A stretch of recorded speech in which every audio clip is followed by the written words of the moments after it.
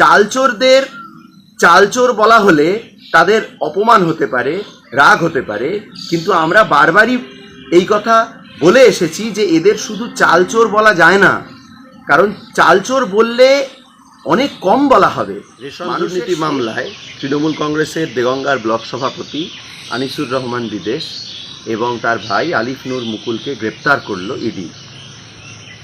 দীর্ঘ দুদিন ধরে জিজ্ঞাসাবাদ, তল্লাশি, এই সমস্ত কিছুর পর এই গ্রেপ্তারের ঘটনাটি ঘটে। এখন রেশন দুর্নীতি বিষয়টিকে যদি একটু ভালোভাবে দেখা যায় তাহলে বুঝতে হবে যে আর 5টা দুর্নীতির মতো এটি নয়।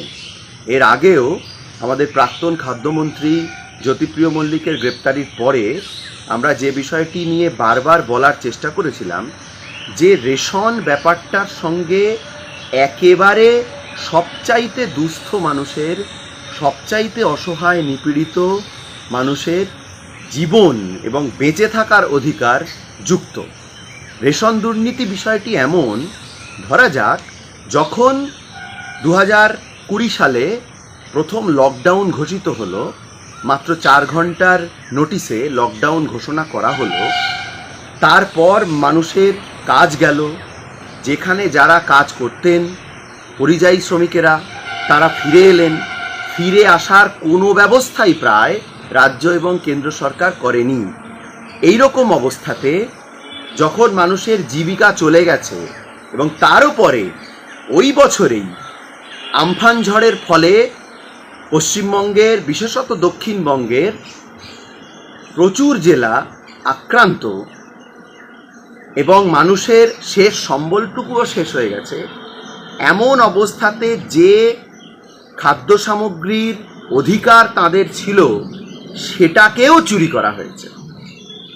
দেখা যাচ্ছে যে ইডির আধিকারিকরা বলছেন যে হিসেব মিলছে না। প্রশ্ন করে তাদেরকে হিসেব পাওয়া যাচ্ছে না। পাওয়া যাবে কি করে? হিসেব পাওয়া সম্ভব নয়, কারণ তার সঙ্গে লক্ষ লক্ষ গরিব মানুষের প্রাপ্য রেশনের চাল জড়িত। তার কোনো হিসেব হয় না। যখন চাল চুরি করা হয়, চালচোরদের চালচোর বলা হলে তাদের অপমান হতে পারে, রাগ হতে পারে, কিন্তু আমরা বারবারই এই কথা বলে এসেছি যে এদের শুধু চালচোর বলা যায় না, কারণ চালচোর বললে অনেক কম বলা হবে। মানুষের শেষ সম্বলটুকু যখন শেষ হয়ে গেছে, যখন লকডাউন এবং আমফান ঝড়ের ফলে মানুষ একেবারে শেষ অবস্থায়, সেরকম পরিস্থিতিতে বড় বড় নেতা হয়ে এরা যখন রেশনের শেষ সামগ্রীটুকুও চুরি করে নিজেদের বিলাসবহুল গাড়ি, বাড়ি এ সমস্ত বানায়, তখন তাদেরকে চালচোর বললে কম বলা হয়। অতএব বুঝতে হবে যে রেশন দুর্নীতি মামলার সঙ্গে যুক্ত যারা যারা আছে, যেগুলোকে সাদা চোখে দেখা যাচ্ছে, এ তো গ্রেপ্তারি হয়েছে, এখন জামিন হবে কি হবে না, অপরাধ প্রমাণের বিষয়, সেসব তো আদালতের, কিন্তু সাদা চোখেই যা দেখা যাচ্ছে তো সাদা চোখে স্পষ্ট। যাদের বাড়িতে ঢুকতে গেলে প্রাসাদের মতো তাদের ঘর বাড়ি, দুর্গের মতো তাদের দুর্গ ভেদ করে তবে ইডি ঢুকেছিলেন বলে তবে বোঝা গেছে যে তাদের বিলাসবহুল কত গাড়ি আছে। এবং সেই একই জায়গায়, সেই দেগঙ্গাতেই এরকম কত কত পাড়া আছে, কত কত গ্রাম আছে যাদের বাড়ির মাথায় ছাদটুকু নেই, কিন্তু তাদের অন্তর্দয় কার্ডের, রেশন কার্ডের কোনো ব্যবস্থা নেই। তারা তাদের প্রাপ্য জাতীয় খাদ্য সুরক্ষা আইন অনুযায়ী প্রাপ্য রেশন তারা পান না। এই এত গরিব মানুষের প্রাপ্য রেশনের অধিকার চুরি করে যারা পায়ের ওপর পা তুলে দিন কাটাবে ভেবেছিল, তাদের শেষ পর্যন্ত জায়গা হয় জেলেই, তার বাইরে আর কোথাও নয়।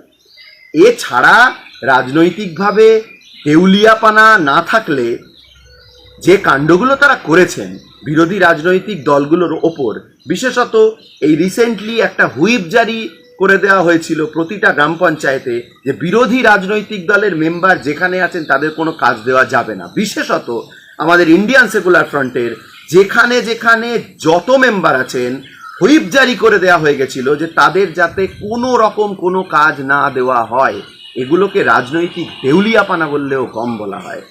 শেষ পর্যন্ত এইসব স্বৈরাচার বাংলার মানুষ কোনোদিন মেনে নেয়নি, মেনে নেবে না।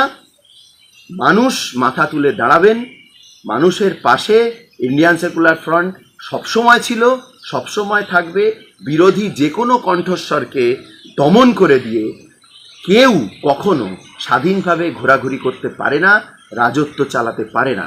2020 সালে আমফান ঝড়ের পরে যখন দেগঙ্গার সাধারণ মানুষ বিডিও অফিস ঘেরাও করেছিলেন তাদের ন্যায্য দাবি দেওয়া নিয়ে, তখন এই আজকের তৃণমূল ব্লক সভাপতির নেতৃত্বে তাদের গুন্ডাবাহিনী গিয়ে সাধারণ মানুষের ওপর অত্যাচার করে মেরে তাদেরকে জেল খাটায়।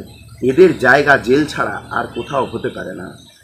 ইতিহাস প্রমাণ করেছে বারে বারে, যুগে যুগে স্বৈরাচারের পতন হবেই, আজ নয়তো কাল জনগণই শেষ কথা বলবেন। এবং সবথেকে বড় কথা, আমি আবারও বলছি, অন্যান্য আর 5টা চুরি আর রেশন দুর্নীতি দুটো সুসম্পূর্ণ আলাদা বিষয়। রেশন চুরির কোনো ক্ষমা হয় না, হতে পারে না। মানুষই শেষ কথা বলবে, গণতন্ত্রে সাধারণ মানুষই শেষ কথা বলেন।